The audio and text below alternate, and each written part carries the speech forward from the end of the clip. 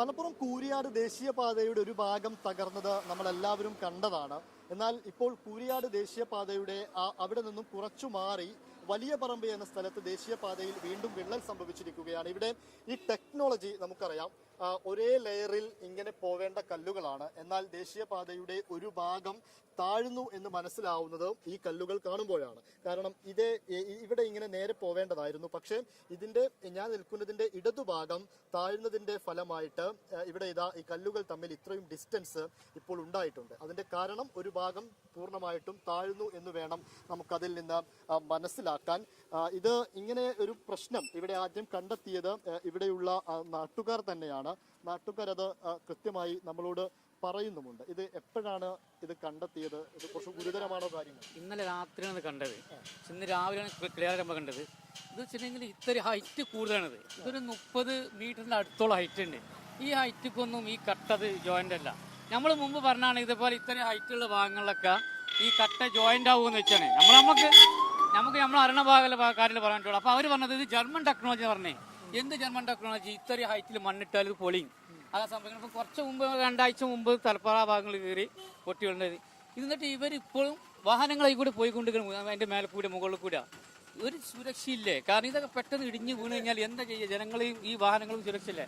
അതുപോലെ തന്നെ നേരെ അടിഭാഗത്ത് നിങ്ങൾക്ക് പോയി നോക്കിയാൽ കാണാതെ ഇതുപോലെ ഒരു ഡിച്ച് പോകുന്നുണ്ട്. ആ ഡിച്ചിന്റെ അടിഭാഗത്ത് ഒന്നായിട്ട് പൊളിഞ്ഞു കിടക്കുകയാണ്. അത് നമുക്ക് പോയി നോക്കാം. അതിന്റെ അടിയിൽ വന്ന് കാണാൻ നിങ്ങൾക്ക് ഒന്നായിട്ട് വിള്ളലിൽ വന്നിരിക്കുകയാണ്. ഇത്രയും ഗ്യാപ്പ്. എന്നിട്ട് അവർ വന്ന് കാണേണ്ട അവിടുത്തെ പണിക്കാർ വന്നാണ്ട് മെല്ലെ ചുളിവില് ഓല് മണ്ണിട്ട് മൂടുകയാണ്. ഒരു വാഹനങ്ങൾ ആയിരക്കണക്കിന് വാഹനങ്ങൾ പോലുള്ള റോഡാണിത്. ഇവർ വന്ന് വേണ്ട മെല്ലെ ചെറിയ ധാറിട്ട് മൂടിയിടാൻ പറ്റൂലല്ലോ. ഇതിന് ജനങ്ങൾ ഇത് അറിയണത് ഉത്തരവാദിത്തപ്പെട്ട ആളുകളൊക്കെ ഇത് ശരിക്കും അറിയണം എന്നാണ് നമ്മൾ ആഗ്രഹം. കാരണം ജനങ്ങളെ സുരക്ഷ നമുക്ക് വലുത്. വാഹനങ്ങളും ജനങ്ങളും എല്ലാം വേണം നമുക്ക്. പക്ഷെ ഇങ്ങനെ ഉണ്ടാക്കാൻ പറ്റില്ല. ഇവിടെയൊക്കെ ശരിക്കും മെയിനായിട്ട് ഇത് വേണം, പാലം കൊണ്ടുവരണം. ഒത്തിരി ഹൈറ്റ് ഉള്ളവർക്ക് ചെറിയ ഭാഗങ്ങളൊക്കെ ഈ ഓക്കെ, കൂടുതൽ ഹൈറ്റുള്ള ഭാഗങ്ങളിലൊക്കെ ശരിക്കും പാലം കൊണ്ടുവരണം. അതാണ് പാലമായിരുന്നോ അതോ ഇങ്ങനെ തന്നെയായിരുന്നോ നിർമ്മിക്കേണ്ടത് എന്ന കാര്യത്തിൽ ഇപ്പോഴും ഒരു സംശയമുണ്ട്. അദ്ദേഹം പറഞ്ഞതുപോലെ തന്നെ ഇതിന്റെ താഴെ ഭാഗത്ത് പോയാൽ കുറച്ചുകൂടെ ഇതിന്റെ ഗുരുതരാവസ്ഥ നമുക്ക് മനസ്സിലാവുകയും ചെയ്യും. അതിന് താഴെ പോയി ഇതിന്റെ താഴെ ഭാഗം ഒന്ന് പരിശോധിച്ചിട്ട് നമുക്ക് വരാം. ഇങ്ങനെ പോകുമ്പോൾ ഇതാണ് ഇതിന്റെ താഴെ ഭാഗം എന്ന് പറയുന്നത്. അതായത് ബേസ്മെന്റ് ഉണ്ടാക്കി കോൺക്രീറ്റിൽ ഈ സർവീസ് റോഡും സർവീസ് റോഡ് അടക്കം പണിത് അതിന്റെ മുകളിലേക്ക് ഈ ജർമ്മൻ ടെക്നോളജി എന്ന് പറയുന്ന ഈ ടെക്നോളജി ഈ കല്ലുകൾ കെട്ടിപ്പൊക്കി വെച്ചിരിക്കുകയാണ്. ഇപ്പോൾ ഇതുമായി ബന്ധപ്പെട്ട് ഇവിടെ വെള്ളം ഒഴുകി പോകാനൊക്കെ വേണ്ടിയിട്ട് ഇവിടെയുള്ള തൊഴിലാളികൾ അതുമായി മണ്ണ് നീക്കുന്നതുമായി ബന്ധപ്പെട്ട പ്രവൃത്തികളും നടക്കുന്നുണ്ട്. ഇതാണ് ഇതിന്റെ താഴെ ഭാഗം എന്ന് പറയുന്നത്.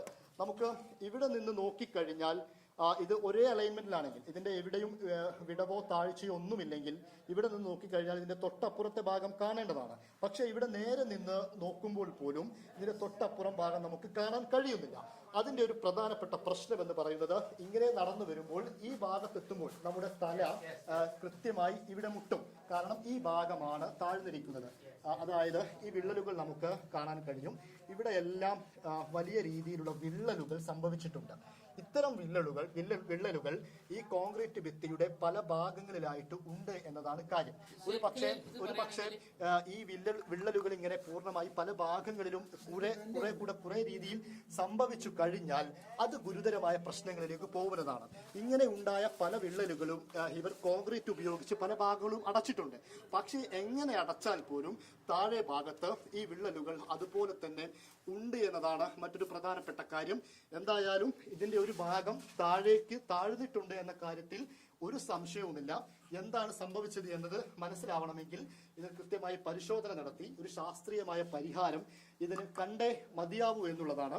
നാട്ടുകാരുടെ ഭാഗത്ത് നിന്നെല്ലാം അതിൽ വലിയ പ്രതിഷേധവും അവർ പറയുന്നുണ്ട്. കാരണം ഇതിന്റെ തൊട്ടപ്പുറത്ത് ഒരുപാട് കടകളും വാഹനങ്ങളുടെ കടയടക്കമുള്ളതാണ്.